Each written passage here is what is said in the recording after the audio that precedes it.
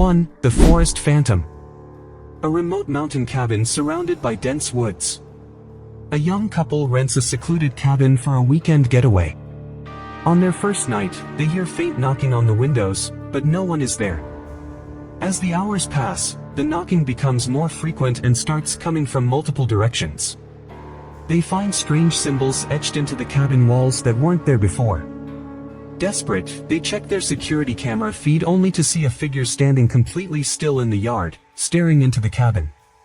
Each time they check back, the figure is closer.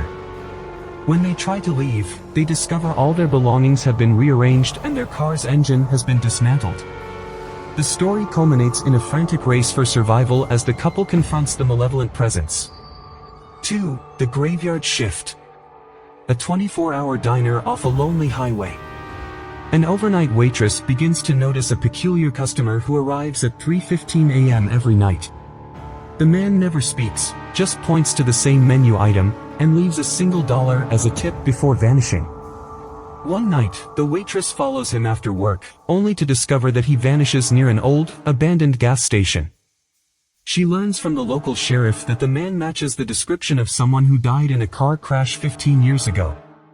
On the final night, the man leaves her a note that says, "Don't follow me tonight."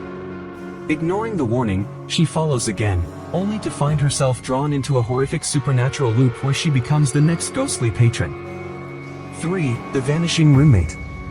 A college dorm room during winter break.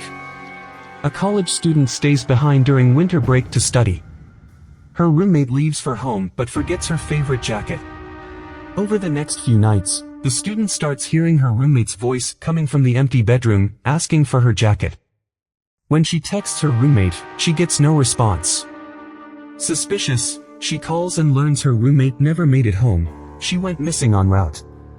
The voices grow louder, and the student finds the jacket moved to her own bed each morning.